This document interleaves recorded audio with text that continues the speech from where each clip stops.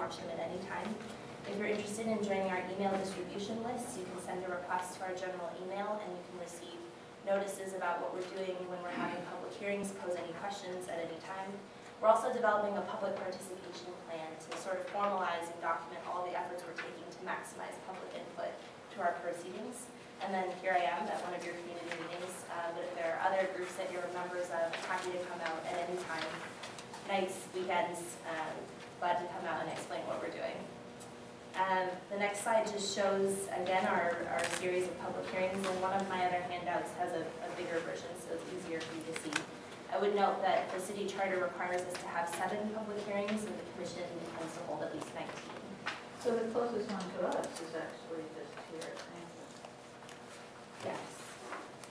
Well, Well, we are having another, this is just our pre-map round, so we will be holding at least another 8 that have yet to be scheduled in early July, so if you folks have any facility suggestions, I'd be happy to take them. We do have certain logistical technical issues we have to govern by in the selection of those facilities. Yes. I understand, I was just teasing. No, I know. It's always a logistical challenge, no matter what. And with that, I will thank you again for your time. I'm happy to answer any questions, and if anyone would like a business card, please let me know. Why don't we go around and do that? So Guy, go ahead. Well, can the districting plan be challenged in court? It can. That's actually a really good point that I didn't mention. The final plan is effective 30 days from adoption unless it's challenged legally. And the way it can be challenged legally is in the same manner as any city council ordinance. You say that politics won't enter into this? Is it taking one heart to complete? No, I did not say that. I said that the city charter then it was an effort to depoliticize the process, but certainly politics is Do the everything. council members have any say in this in the district? No.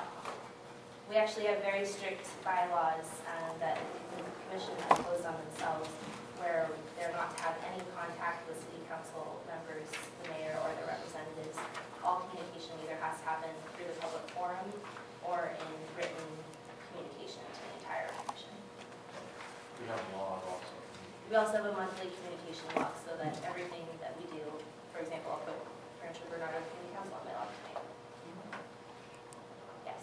Okay, so just to make it perfectly clear, the city council members cannot make a recommendation on what they would like for to be in their district. They're welcome to provide input, but it has to happen at the public forum so that everybody gets it at the same time. Okay. And they don't have any more influence than if I said something. No. So if we had a recommendation or, for instance, an ad hoc committee has been formed Sure. with 9 neighboring communities that are trying to work out arrangements to see what would be best. As a joint effort, we can send in something that Yes. says these 9 communities are in favor of being together and give the whole documentation. And you would accept that as the recommendation of all those 9 communities, not just as one little recommendation. Yes. Ideally, that would be a map. Right. Right, of course, no, it's for I just wanted to make sure. You will go ahead since you have a question. And I raised. Yeah, I just had a quick Oh, I question. didn't know that you had one. Who oversees this? Who assures or audits the process to make sure that the everything's carried out the way that it's supposed to? Is it the Federal Census Bureau that comes in and everybody's on their own? It's like an honor system? The power is vested in the commission by the city charter. We are supported by the city attorney's office to make sure that we're following the letter of the law. And the commission has also discussed procuring outside counsel that specializes in redistricting, since it only happens once every 10 years, so that we're more familiar with the case law that's associated with the process. I think the oversight is, as the citizens of San Diego come to the forums, express their concerns. I consider oversight the fact that it's highly televised, that it's available on the web. It's very awkward to pull something over the people's eyes, so to speak, because it's so visible and transparent. Question? No. Got a couple of questions. On the statement that the lines aren't drawn for the purpose of protecting incumbents, Yes. that just mean in re-elections, or, I mean, for example, can District 5 lose half of its population and gain 50% of the other population, but that same rep will be District 5 no matter where the boundaries are If drawn? an incumbent is drawn out of their district, they can serve the remainder of their term. They don't have to move. But the plan takes effect for the 2012 election cycle, in which seats 1, 3, 5, 7, and 9 will be up. So, All right, and then I see the table showing the breakdown by race. yes. Does the commission look at things like crime stats, income levels?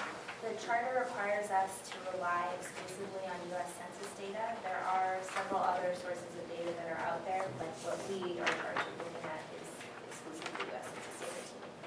So if Cook comes and says our houses are worth $1 million, so we don't want to be with the $500,000 houses, does the commission kind of just say, not relevant That's to kind of this that second process? side, where it's sort of a dual approach where we have data and then there are things that data can't tell us. Right. So the commission takes everything into consideration. So I thought the Supreme Court said you can't use race as a criteria. No, you cannot use race as a criteria to draw a district. However, there are provisions of the Federal Voting Rights Act that specify if you, for example, you can't do anything to dilute a minority voting block, for example, separating them into Right. two different Two districts. different. But there are some population thresholds associated with that requirement. I do have one more question, and I apologize, gentlemen. I looked, I didn't see anyone, going to raise their hand. So you have down here for key milestones, April, May as a pre-map hearing. So if people have a recommendation, they need to get it in by the beginning of April, or? No, the pre-map phase is now until the commission begins drawing the map. So we're having all of our pre-map hearings in late April and early May. You can provide testimony and input at any time, but what I would say is the earlier the better, because once a map is drawn, it can become more difficult to make changes late in the game, so to speak. So any recommendation should be made by like late April? I would say you have until early May, but again, you can provide input at any time. It's just the earlier the better. So when you say early May, what's early May? First week, Our last second week? pre-map hearing is May 11th. So recommendations need to be good. Thank you. I think technology will assist us in the receiving of the various ideas. Ideally, the software that we use will be available on the web for people to submit, draw, and submit. That's the ideal, yes. And we're in the middle of a procurement process right now for that software. Any questions? No? Have somebody in the audience? Yes. I have a Wait, Harold. question. In your PowerPoint, you indicate referencing the city charter section 5.1. Yes. Were those criteria in existence the last time this was done? Yes, although I believe the charter may have been amended since over the past 10 years, but the previous commission in 2000 did use largely the same criteria. Same criteria? Yes. Just a couple of quick questions. On that same item, on compact contiguous access boundaries and communities of interest, is there anyone that's a real priority? I wouldn't say that there's no hierarchy. Kind of, again, the core principle is population equalization. So That's would the you, main purpose. so would you consider political party a community of interest? Like all Republican district for sure, and then all Democrat district for sure. Could they be considered a community of interest? Community of interest can be pretty much anything, which is why we need folks to come in and testify to us. And just my last question. Has this been done successfully in other communities that are, like, most people were happy by citizen commission? Well, it happened 10 years ago here. The plan went through with no legal challenges. To my knowledge, the only other local jurisdiction that has an independent commission is the city of Modesto. In all other jurisdictions, the power is vested in elected officials themselves, except at the state too. Any questions? Would anyone like a business card? Thank you. You're welcome. Marjorie, how did you become chief of staff? I applied